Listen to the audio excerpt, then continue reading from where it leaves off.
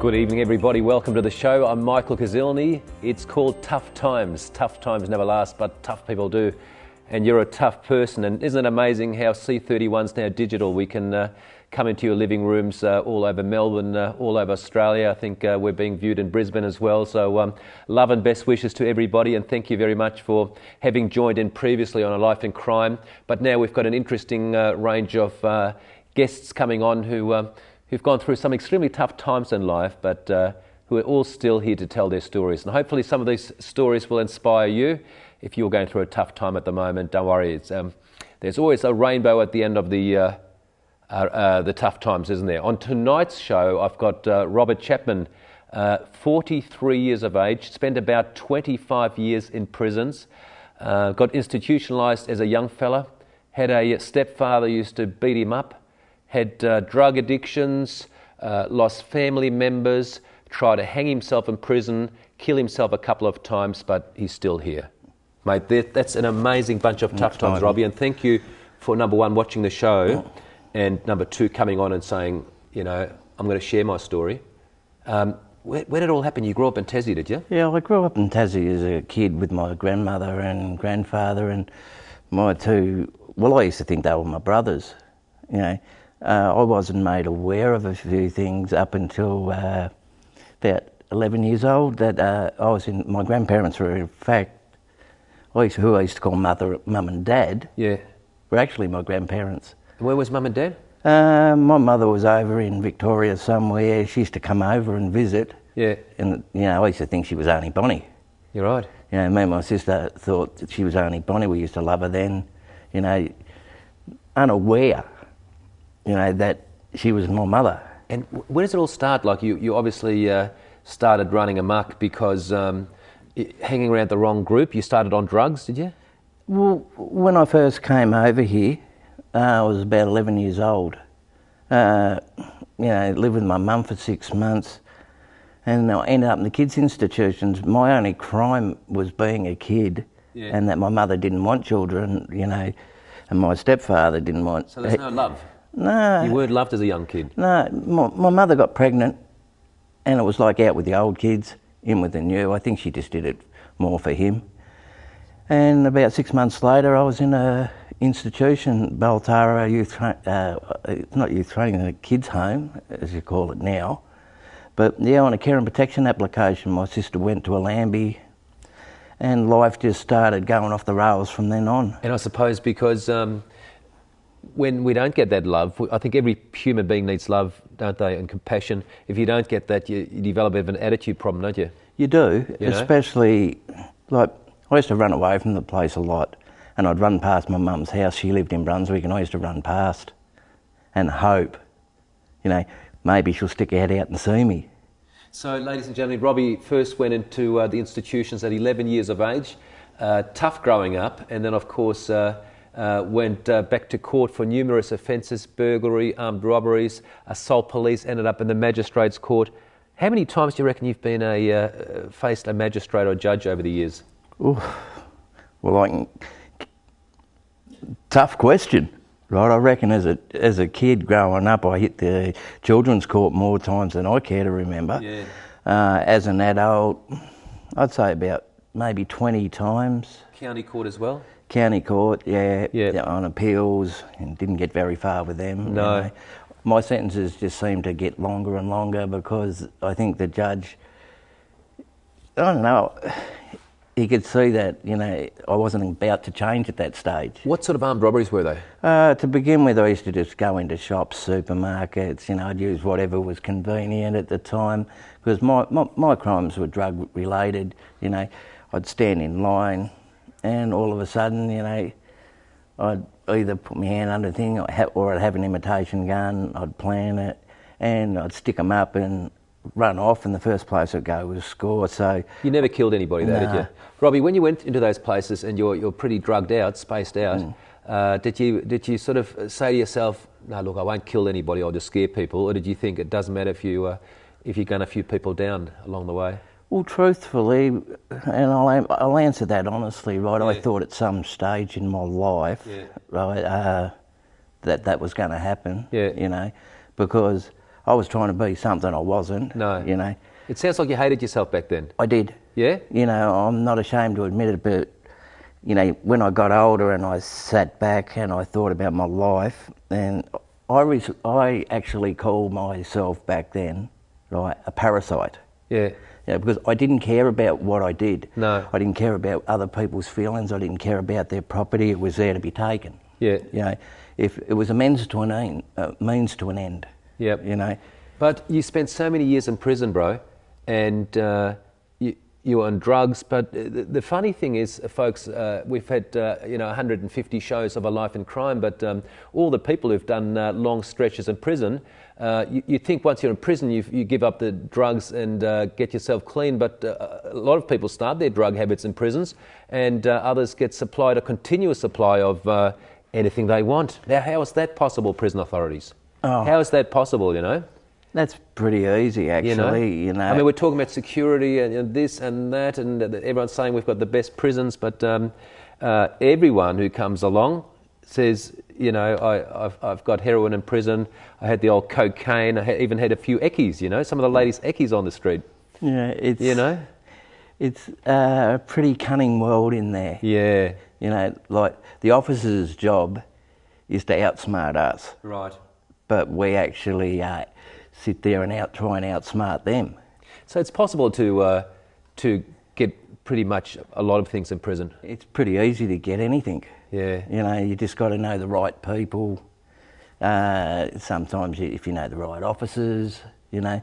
There was so much money at that stage, you know, when I was in jail, even for drugs like buprenorphine. Yeah. One of the most common drugs in jail these days. Robbie, I'm a criminal defence lawyer, and I get all these young blokes who, some of them say, Michael, I don't care about going to prison, you know. They think it's a walk in the park because there's a rumour going around that prison's just like a 4-star holiday camp. Tell us some of the shit that happened there, mate. You know, some of the stories that just you remember.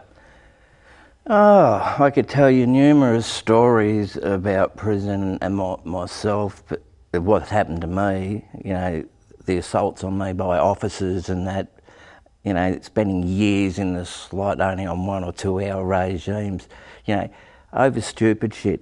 But I'm going to refer to an incident I seen in jail, and I questioned the bloke about this.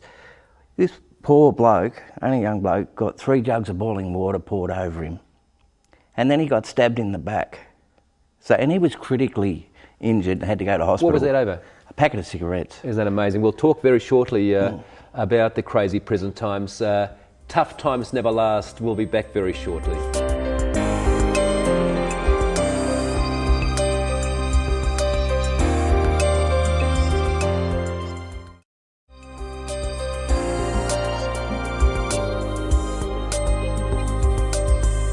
Welcome back. I'm Michael Kazilny, and hope you're having a lovely night. Robert Chapman is on the couch, 25 years behind bars.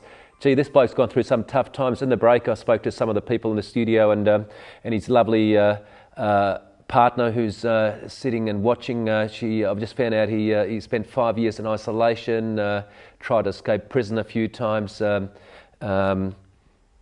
think you even tried to hang yourself in prison. Yeah. Yeah. What was it? Why? Well, when I was younger, it's like 17, 18, I just had enough. You know, I was shitting myself in the early stages. Oh, sorry, I shouldn't use that No, line. of course you can. I was shitting myself in the early age, Yeah. stages, Yeah. being young, thinking I was going to be a victim, of somebody, like Yeah. I'd seen a bit too much telly too, like American telly, where, you're the soap boy in the shower and that, and, I didn't know how to handle it, but, I used to sit in my cell of a night. Sometimes I didn't even have a tally. How long was your stint when that went through your mind? Was it like a long stint? No, well, I'd just been shipped over at the age of 16 from Tirana, Yeah. straight into a man's prison, So, it would have been about 3 or 4 years. Yeah. But I'd already been locked up in Tirana. I think the natural thing that one would think, and probably a lot of the boys in prison are thinking of this, how do we get out? Yeah. How do we escape? Look around. Who can we pay off? Yeah. So, like some of the most ingenious plans were hatched in jail. Yeah. Like a few people, I won't say who, but No. you know, dug tunnels, a few of them went over the wall. So tell me, what went through your mind when you decided to put that rope up on the ceiling and try to deck yourself? Had enough of life? I'd had enough of life, I'd had enough of the prison officers because they were just riding me all the time. You know, I'll tell you straight, I used drugs in jail for a period of time and I used to beat the charges and they used to keep on railroading me. Anyway, I just one day had enough and I'd gone to Governor's Court and got 7 days down the slot. You know, that's on your own for 23 hours with little more than a book, and that's it, and that's your day, right? Well, I refused to go down there, so I ran up the stairs of the tier and stood up there and had a bit of a siege. And when security came down with all their riot gear and stuff, I decided enough was enough. I said, watch this, and I took my top off and I wrapped it around the tier and I jumped off the tier and was hanging there. Why did I do it? Well, in my mind, it was if I can do this to myself, imagine what I can do to you. Just don't scare me. I'm not afraid. As if this is the worst you can do.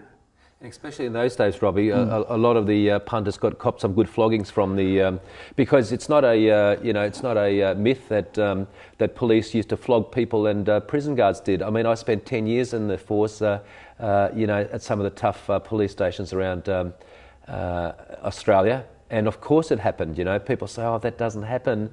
The police are so nice. They're nice, lovely men and women with some knowledge of the law. But it didn't happen with everybody. But of course there were some people who got some pretty tough floggings. And even we went to Pentridge and took a crook there. The same thing happened there, you know. Some people would get flogged until they couldn't walk. Yeah? I mean, that's the way it was. Did you give them some back as well? Oh, I used to think I gave as good as I got. You know. There's so many, isn't there? You know, there's so many. More and more come out, and yeah, but they use the opportunity. Like the first time I went to H Division, I'd only heard of the place. On reception, they get you there, they strip you down. You got a pillow slip, and it had pajamas and stuff in it, and they'd say, all right, after they've stripped you, grab your pillowcase, put your pajamas on. The moment you bent over to pick it up, they used to flog you. And it didn't matter if, it hurts or whatever, they just flog you and then drag you to your cell and throw you in. It was welcome to H Division. And welcome that was common. And viewers, just to remind you too, we're talking about the old prison days. We're talking about the old Pentridge. Of course, we've got some lovely prisons being run very effectively around Australia. Oh, yeah. You know, they've changed. They have changed, right? They introduce unit management into prisons. It doesn't work. No. You know, when a prison officer becomes your like social worker. Tell me about when you tried to escape. It was actually in the papers. I tried to escape from H Division with a few other people. Homemade uniforms, cut the roof out. Unfortunately, what prison uniforms? Prison guards? Yeah, homemade. Homemade. The pants were made out of blue towels. So you got the haircut and everything? Oh no, because we always had short hair. I see. They found the reason it came undone is they actually found the roof cut out and one of the doors in the cell, the locks was cut. How many blokes got together and came up with this plan? 4 of us. There was 4 of it, and it was quite funny because I had to wear one of these uniforms under my prison garment, right down to the yard, and you know, it looked like I'd put on that much weight. This was at Pentridge, was it? Yeah, this was in H Division. In what year? 1991. 1991. And so every morning you'd wake up for breakfast and you look at each other but not say too much. Where did you have your private conversations about this? In the yard, because in H Division the cells, they're single cells, so you'd have to wait till you got down the yard. Yeah. Right? They'd walk you down the tunnel into your little exercise yard. There was 2 of you in the exercise yard back in those days. And you get up to all kinds of schemes and that. How'd you make the uniforms? Out of towels. The shirt was a white shirt dyed with pen ink. to make it light blue. Yeah. The pants were made out of dark blue towels. Yeah. The boots were just black socks over a pair of runners. Yeah. And the idea then was to, on Melbourne Cup Day, when the officers were listening to the races, we were going to be security. Right. You know, and walk, because if they looked at us from the tower, Yeah. they think we were prison officers, you know, and they're more interested in listening to the races. I shouldn't laugh, but he's laughing, you know. But Because it was funny. It sounds like funny because it's almost like. But it's not really. No, but how'd you get caught? We might talk about that after the next break, but it's an interesting story. Tough times never last. Back very shortly on the couch with Robbie Chapman.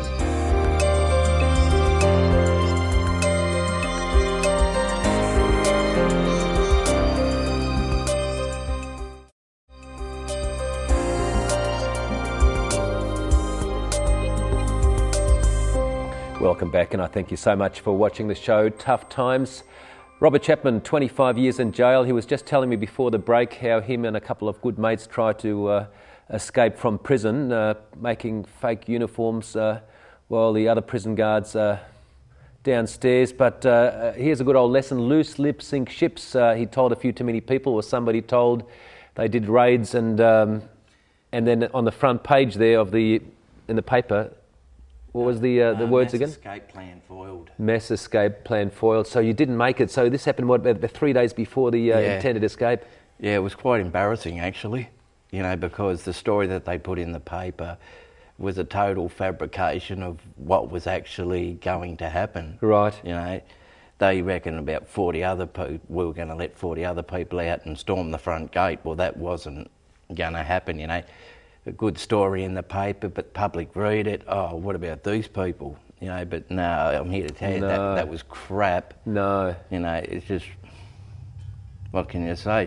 I laughed when I read it, but, you know, when I think about it, looking back, it was funny at the time. Yes. But it's not so funny now. No. You know, a lot of the things that I've done in my life, Yes.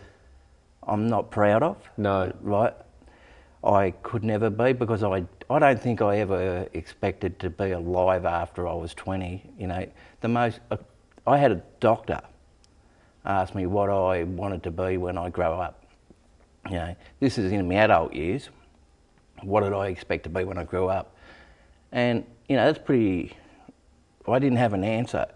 The simple reason is, what I turned around and I did say is I didn't plan to be alive at this age. Robert, let me ask you this. Before you're saying when you finally got out 4 years ago, and Robert Chapman got out about 4 years ago to enjoy this beautiful free world, but you were saying that everything had changed, you know. But my question, I suppose, to you is, you do a stint in jail and you come out and you go and muck up again. Is it almost like you wanted to go back in? Or you didn't mind going back in? Well, it's like a revolving door. Yeah. You know, you go into jail for drug with a drug problem. Yeah. You can get drugs in jail. It's common fact. You know, you get out of jail, you go back to the same things. You know, there is no lesson in jail, right, that's going to stop you. You know, you get out, you go back in. Yep. You know, revolving door, merry-go-round that never stops. So it wasn't that bad that you sort of think, I never want to go back? I never thought about it. No. You know, I just didn't care. No. You know, I'd get out and I'd know in my mind that I wasn't going to last too long because I had nothing to get out to. Exactly right, because it wouldn't be too comfortable to be accepted by our lovely community, isn't it? Because our community is very judgmental, aren't they? Oh, I find they are very much so. You know, you get out of jail and you haven't got much money. You end up in a crappy boarding house somewhere. Yeah. You know, and they're cesspools, boarding houses. All of a sudden you're meeting the people there, you're mucking up again. All of a sudden you're in jail again, right? And you're sitting back thinking, well, how did I get here again, right? But how I used to deal with it, get over it, adapt, right? Improvise, the chameleon effect. Right. You know, get put into a place, I'd adapt to my environment. Yes. So if this bloke, if I had problems with somebody and this bloke needed stabbing because he offended me, bang, I didn't have a problem with that. I was on the end of a few beatings, not so much by the crooks, but mainly by the screws in there, but I used to improvise.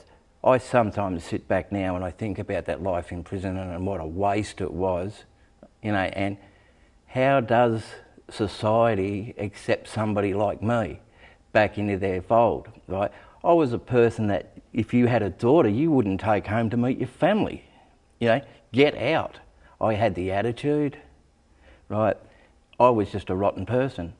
But now, I've been out, I have my own place, I have some very good friends.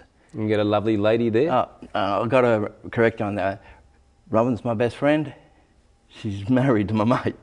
She brought me in here today. I should have made my investigation, shouldn't I? No. She's a lovely friend. Birthday. Huh? And it's her birthday. It's her birthday. Happy birthday, Robin. And wonderful. And tell me this.